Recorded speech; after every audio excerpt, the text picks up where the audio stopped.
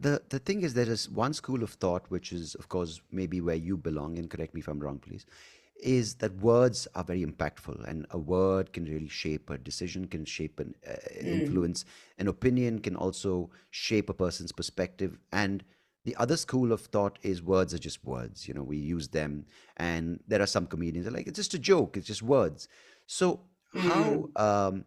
how would you navigate that? Because on one front, you're telling a person that each word needs to be designed in such a way that tells the message of your journey or your brand or your um, whatever you're trying to do. But then Hmm. someone who gets upset by a word could say that word hurt me, or it's hate or hate speech. So how does Mm. one navigate? It's a pretty tricky path, right? Like to say in one front, oh, when I write a resume, each word means something about what I am and my value to that particular reader of the resume. But then someone who's writing something like lyrics to a song will say, oh, I didn't mean it in that context, and I'm going to, like, you have people taking back lyrics now, people asking authors or publishers of old authors like Roald Dahl or say Mark Twain to say, take that out because it's offensive, the words. But, and I just thought about this yesterday when I was doing something. Like, when Mark Twain wrote, he didn't write to offend a reader in the 21st century. He wrote what was the language of the day, which, whether it's right or wrong, is not my place to judge. But Mm. um, how does literature, if you want to call it, or how does words as a representation of literature uh, adapt to today's climate? I think it's really interesting because I have been reading Roald Dahl books to my kids, Hmm. and they're great. And I always, and maybe I'm the type of person that that is too vigilant about this. But if there's something in it, like there's a lot of reference in Roald Dahl books in particular to like the shape of people's body, how Hmm. fat they are, how not fat they are, how gross they are. And when I'm reading those to my kids, remove those sections Hmm. because I think that the books should be rewritten. I don't know.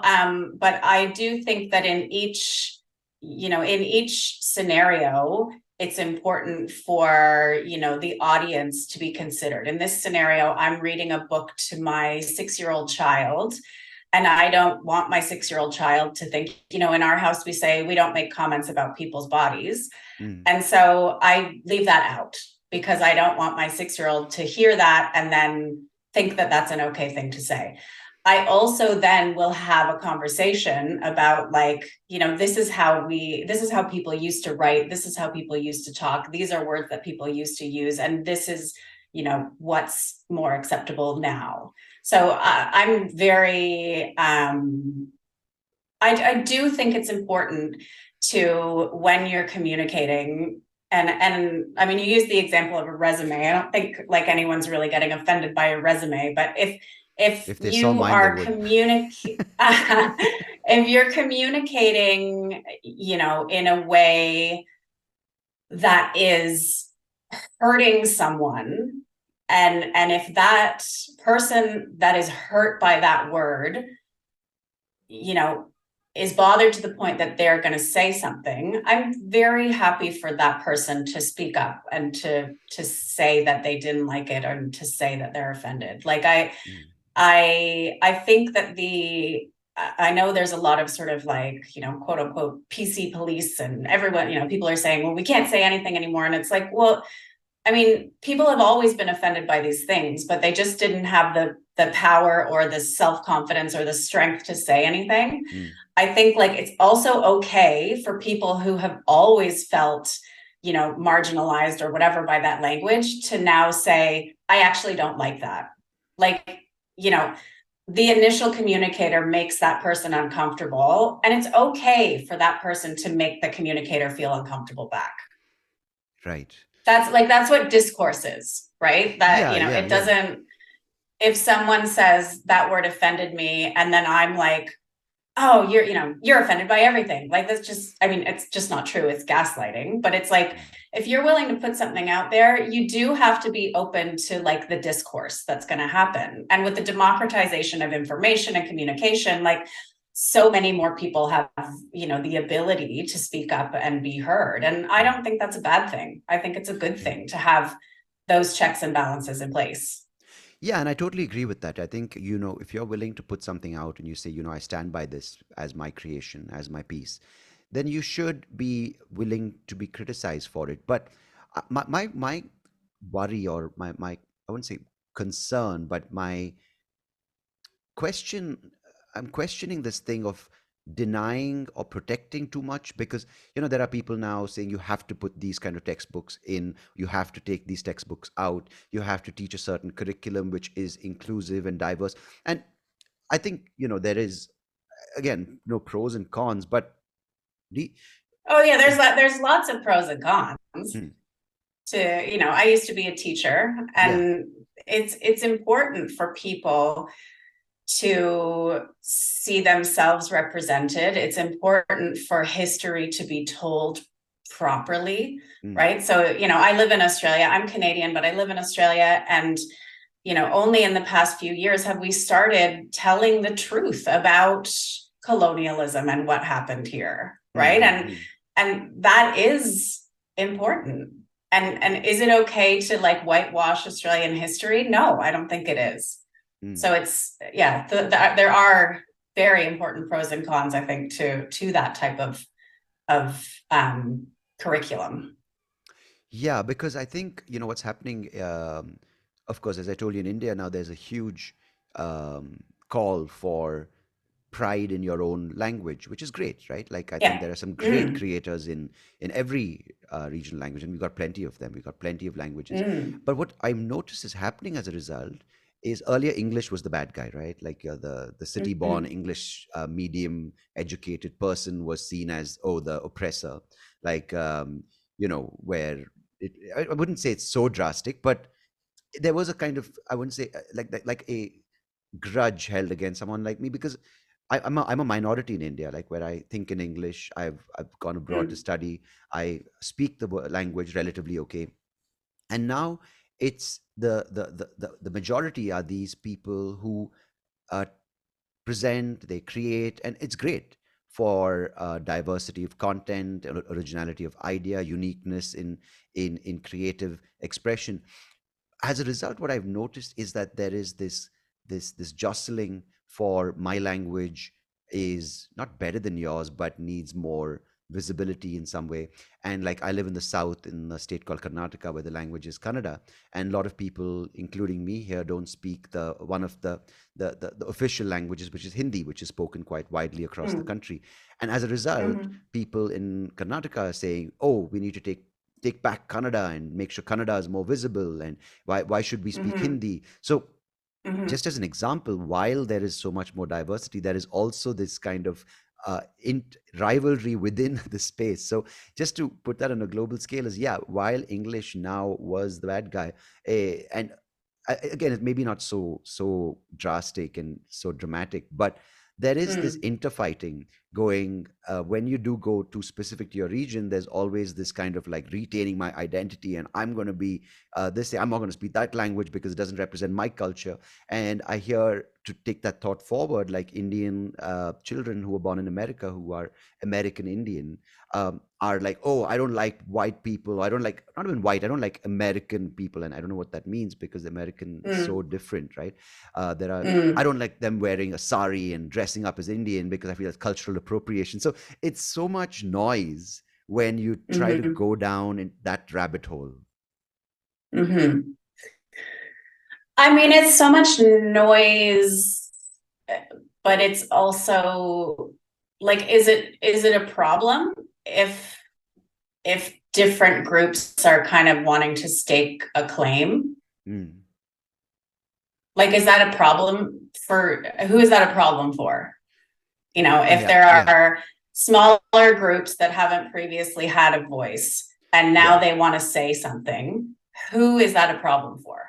Well, I don't think it's the voice that needs to be. I think, yes, of course, groups that didn't really have representation need to be heard, which I think is just fair. Mm, But I'm talking about mm, on a social scale. What happens when everyone's just trying to protect their honeypot, right? Saying my language is better than yours. I'm mhm. only going to. I just feel it's not criticism. I feel the cohesive kind of fiber gets worn out. Yeah, I don't know. I mean, I think there are, you know, sort of standards or ways that we communicate. Um, I think the ways that we communicate are created within systems, Mm, and those systems are made to benefit powerful groups. mm, And I just don't see a negative side to people who are not in that powerful group having more of a voice. yeah, So yeah, yeah, there's more noise, but also like we're all adults, and like anybody who doesn't want to engage in like that specific debate about like whether this language is better than this one, like they can choose not to do that. yeah, yeah, And I will never say that like, no, I think we need less. I think we need fewer voices, because like that's what got us into this situation, right? yeah, So yeah. I'm on board with people kind of understanding their background and understanding language in a way that they understand it, and really resonating with that, and to the extent that like it's acceptable for them online to communicate in that way, great. If it's not acceptable to communicate, if they are working like in a business, to communicate in that way, that's, I mean, okay. But yeah, I don't know. I think it's all good. I think any examination of like, well, why is this the language that we all default to, and why Mm, shouldn't we kind of think about this one more? Because it's all about like who was in power and who was the person, what language did the people in power speak? yeah, and yeah, and so yeah, I'm happy for those discussions. yeah. Now, I want to understand what your thoughts are on how we, as we go forward with more social platforms, social media platforms, communication platforms are being absorbed into an offline society where it's almost integral to the way we communicate and interact with other human beings. Where do you see language and communication heading as things like TikTok, Twitter, Insta Reels, Insta Videos, YouTube, Facebook, and more platforms like this? And there are also audio platforms which are like Fireside and Mm, Clubhouse. How do mm. you see language, communication, and maybe even the written word adapting to these things? I think that, I mean, I mean, for one thing, I think it's very difficult because there's going to be a lack of nuance when we're trying to do everything in so few words. And Mm, there are some subjects that really require understanding of nuance and understanding of background information. And you can't just kind of like watch a TikTok about every subject and then kind of have an understanding of that. yeah, But the other thing that I have really noticed is like people, because they are trying to be so succinct on these platforms, are thinking about what is it that I want to say? Like, yeah, how can what I want to say get attention?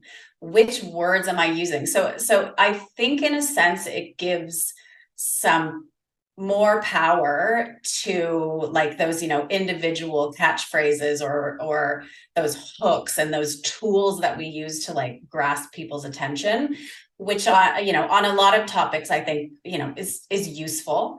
But then on the other hand, like, there's so much nuance around even the discussion that we've just been having, yeah, that like, if somebody took 140 characters out of something you said and 140 characters out of something I said with no context, it's just so easy to misunderstand, either deliberately or not deliberately, what either of us was trying to say and use it as a weapon. So it's yeah, it's really hard because we are in a text-based society, like much more than we ever have been, which I think makes it puts a lot more emphasis on the way that a person writes and the way that a person communicates. But then there's also that thing of like, so many things are being taken out of context deliberately or not deliberately to try to make a point. And I feel really torn about it.